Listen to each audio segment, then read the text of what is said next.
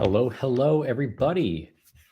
I hope you guys can hear me. That's always like my my biggest fear is that nobody can hear me.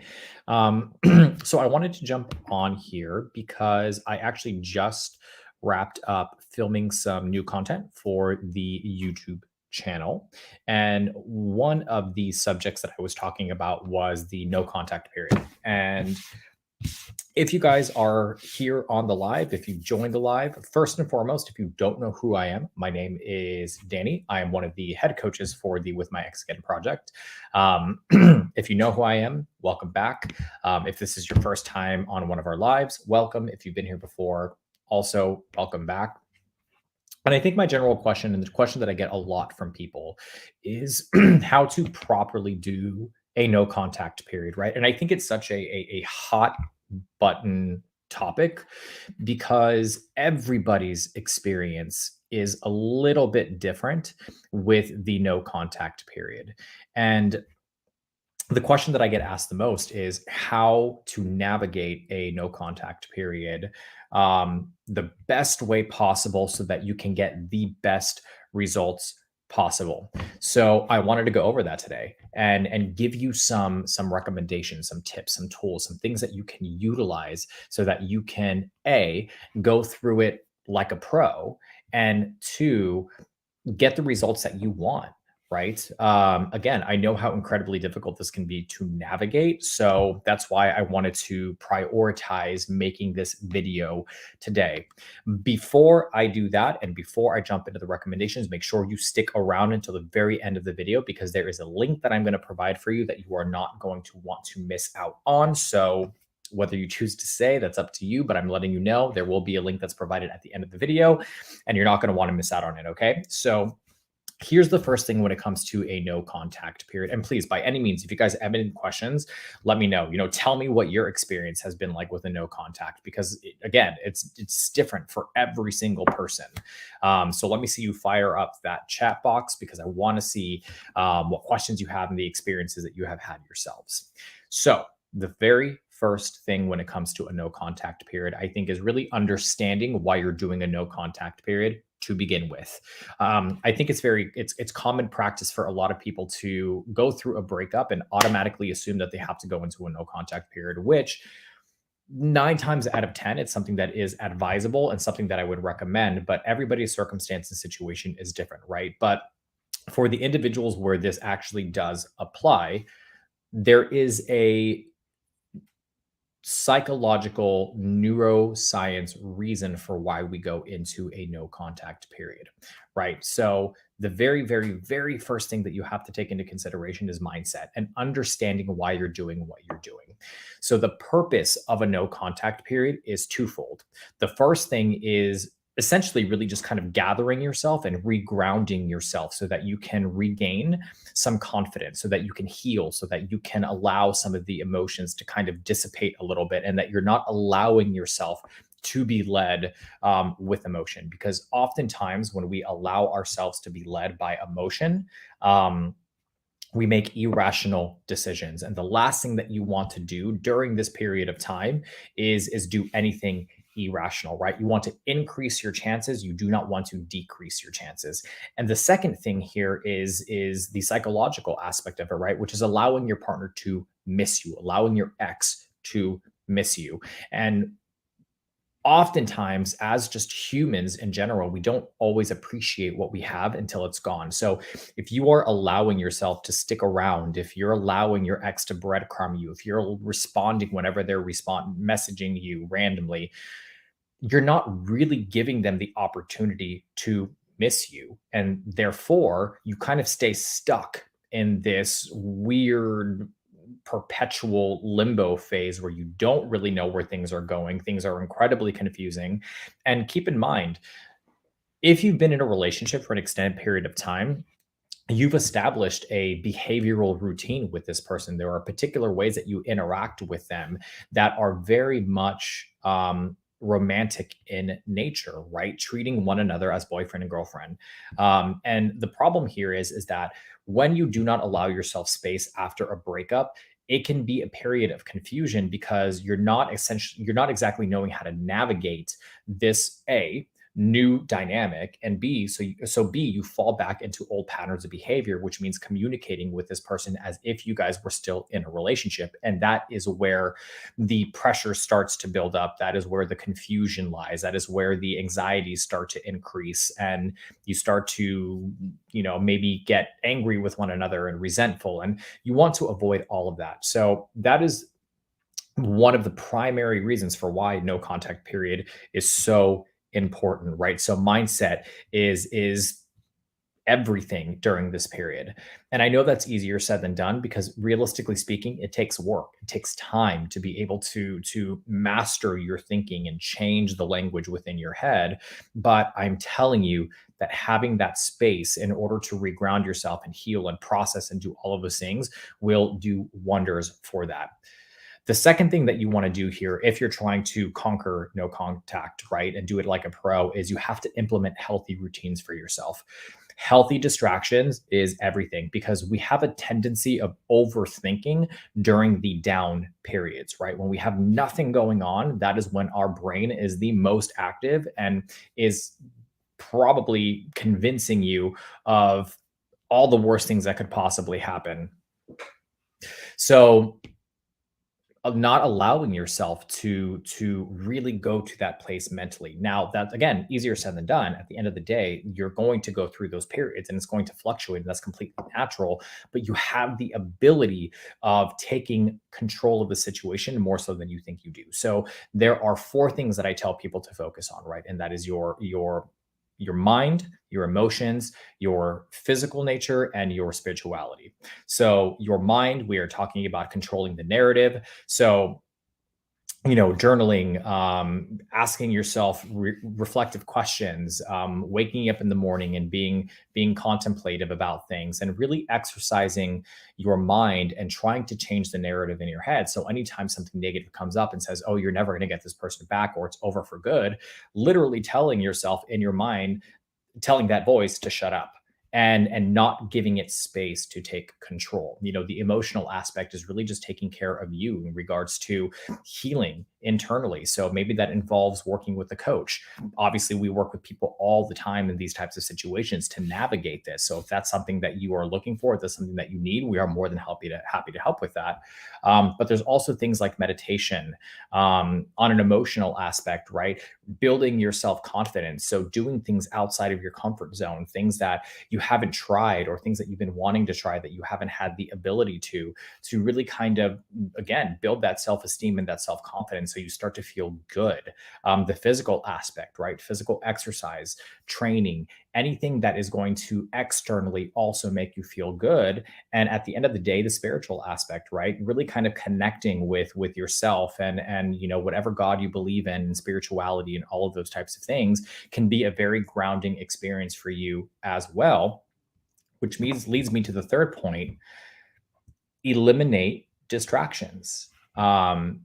It's so easy for us to be tempted to stalk our ex's social media and check to see what they're doing and what they've been up to and what's going on in their life. But realistically, you're actually just making it worse for yourself, because you don't really know what is going on in their life. And when you see these images and these photos and these pictures, we paint a picture in our mind of what we think is happening, which is a total assumption.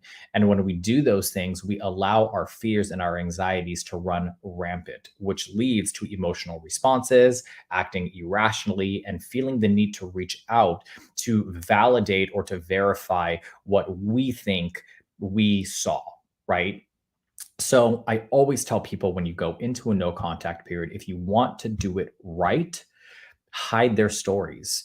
Try to remove any temptation of going on their social media. If you've created a fake profile, delete it. If you've been blocked, whatever it is that you need to do to truly detach yourself from the situation, so you can regain control of yourself. And that also shifts the energy play, right? You're not the one chasing, you're not the one that's being needy or clingy. And as much as you may think that doesn't have an effect, because let's say, for example, you've been blocked and you haven't been communicating with them on an energetic level, it absolutely shifts the playing field. where you are essentially regaining control of yourself, bringing power back to yourself, and building yourself back up. And that, in and of itself, is attractive. That, in and of itself, puts out the energy that reattracts people to you or attracts other people to you. Now, I know the goal is your ex, and a lot of people may say, oh, that's bullshit. That doesn't work. But, as a coach, I have seen this time and time and time again. So trust me when I tell you, eliminate the distractions.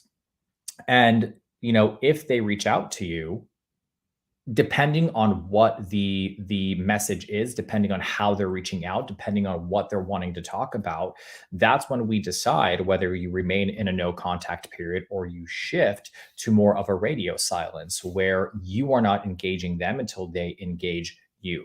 Now, if there's been a series of instances where they reach out to you and you think things are going to go well, and then they go cold, and then they come back, and they go cold, and they come back, then in those circumstances, I tell people, don't respond. Do not respond unless there is something of substance there, right? So if there is accountability on their end, if there's an acknowledgement of the mistakes that they made, if there is an actual verbal expression of wanting to try to work things out and meet up, then that's different. But if they do not do those things, it's not worth it to respond, right? The other part of this is having a solid support system. A support system is huge. And so often I think that we kind of just forget that, and we fight our own battles by ourselves because, maybe people don't understand what we're going through, or they don't get why we're trying to get back to our ex if they've, blocked us, or they broke up with us. And I understand that. I empathize with you. It's not an easy journey, but that is why I say, if you're going to pick a support system, or you're going to have a support system, pick people that you trust, number one, and number two, that have the ability of being objective instead of subjective. um, at the end of the day, they're going to have your best interest at heart. So, of course, they're going to be partial to you. Of course, they're going to want to protect you. Of course, they're going to want to, question your motives as to why you're wanting to put yourself back into this situation. But if you know in your heart of hearts that you want to give this another try, making sure that you have people that are encouraging, that are compassionate, that are empathetic to your situation, so that you don't feel like you're alone, number one. And number two, you have that outlet that you can go to so that you don't feel like you are facing this alone. And look, at the end of the day, if you do not have that outlet, that is what we are here for. This is something that we help people through all the time. And to be honest with you, having an objective perspective on the situation, didn't mean to rhyme there. Having an objective viewpoint on the situation can be incredibly helpful for you. It can help change your mindset, it can help change your perception, and it could also give you insight as to what the other person may be experiencing or thinking.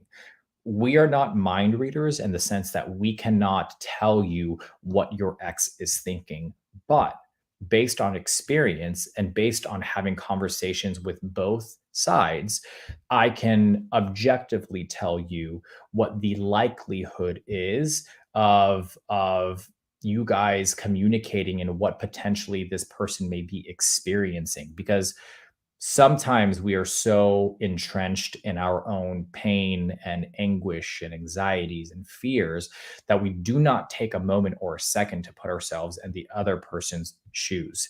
And again, I know this can be a very triggering statement for people, because there is this feeling of, well, why should I empathize with them? They broke up with me. But keep in mind, if you're trying to get back with this person, you're going to have to try to empathize with them. There's no way around it. You're going to have to try to put yourself in their shoes to understand why they walked away from the relationship in the first place. There's accountability on both ends.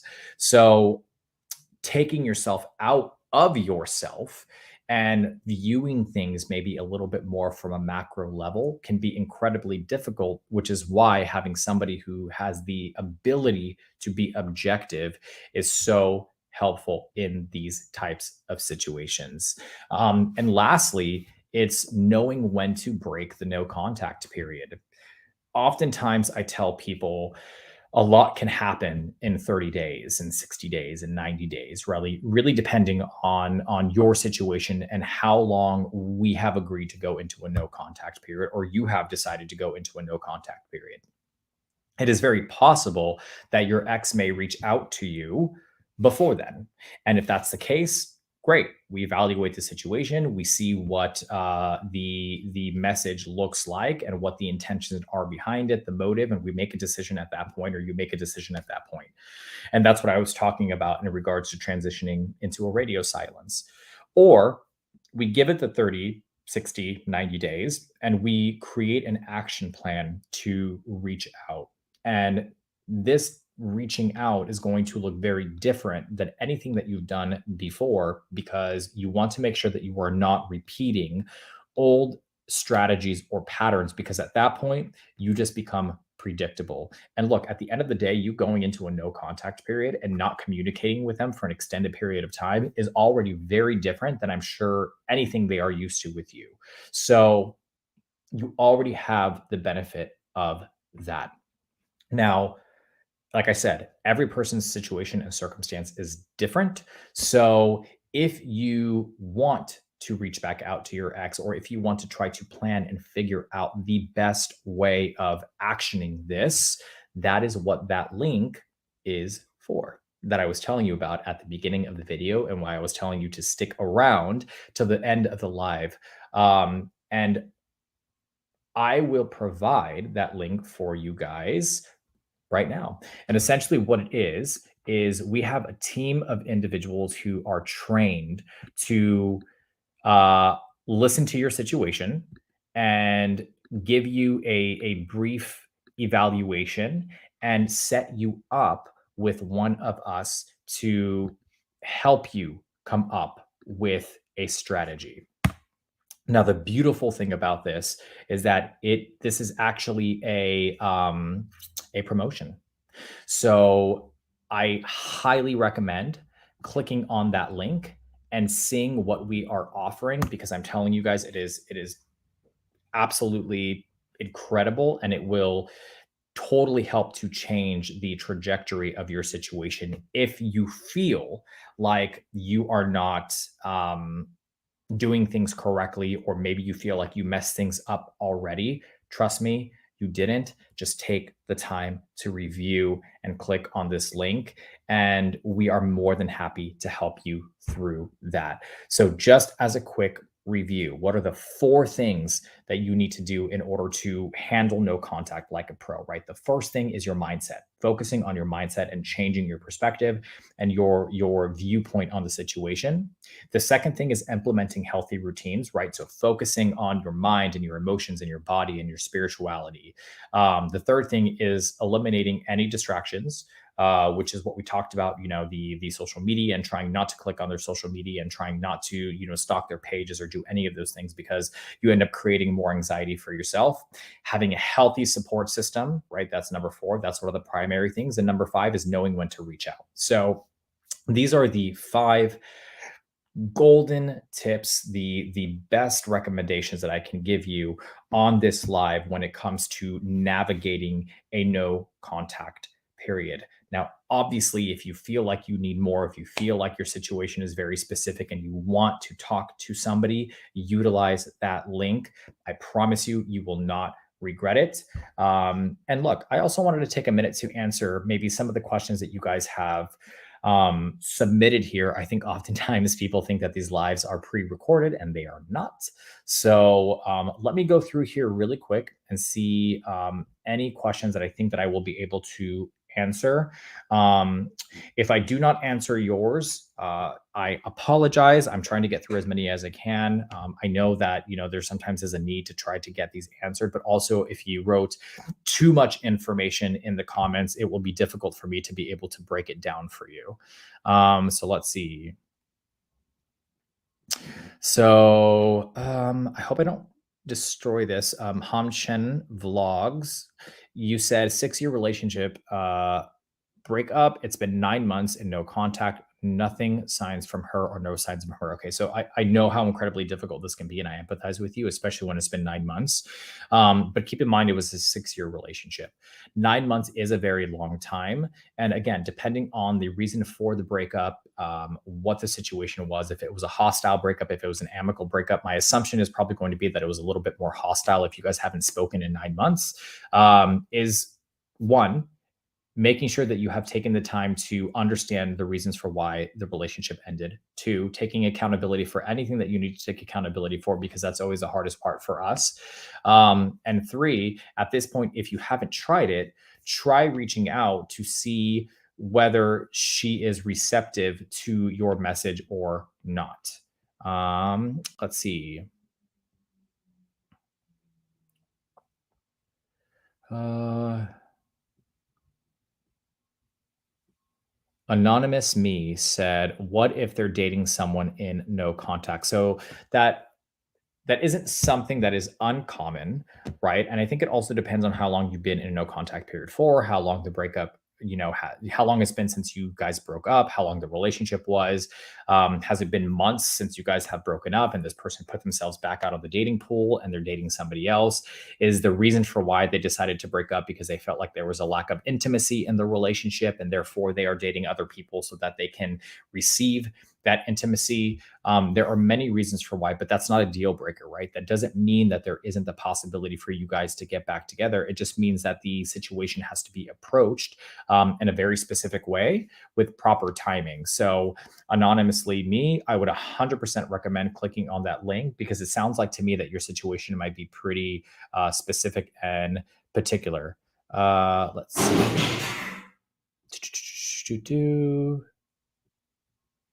Kerry Thompson, he changed his number, so it's a done deal. I completely understand. That is a very difficult situation. I think maybe in that particular circumstance, you might want to start considering the process of moving on. And again, that's a very difficult process to go through. So I completely empathize with you. Let's see. Thank you, Coach Danny. I'm laser focused on bettering myself. Things are coming together. Finally, I'm so happy to hear that. Congratulations. That is always good news. Um, Yeshi, how to get attention when he pulls away? It really depends, So if he is pulling away, if he has pulled away on multiple occasions and you continue to chase, I would say try to do the opposite. Don't chase. Do you. Live your life, focus on yourself. Don't give him that attention because if it's something that he's used to, then you're just enabling the pattern of him going hot and cold, hot and cold, hot and cold. So remove yourself from that dynamic. Let's see. Let's see. Sarah Jabin official. I sent multiple messages from the beginning of the chat. Yes, I saw a bunch of those, but like I was saying on the live, it's a little bit difficult to be able to answer when somebody sends multiple messages. So I would highly recommend clicking on that link and having a conversation with one of our trained team members, and they will be able to evaluate your situation. You'll be able to tell them your circumstance and your situation, and we can get you linked up with a coach to be able to help you. All right, guys, that is all the time that I have today. I try to do these lives on a weekly basis, usually every Thursday around 2 p.m. Eastern Standard Time. I hope you found this incredibly helpful. I'm going to put the link in the chat box one more time for you. And I hope you guys are having an incredible day. Stay strong. I know being in a no contact period can be incredibly difficult. If you need more resources, feel free to go to our website. It is www.withmyexagain.com. And there you will be able to find a ton of resources and information on this process, right? We also have tons of YouTube videos on it. And like I said, this link is going to be your saving grace. So make sure you click on that. All right, guys, I will talk to you guys next week.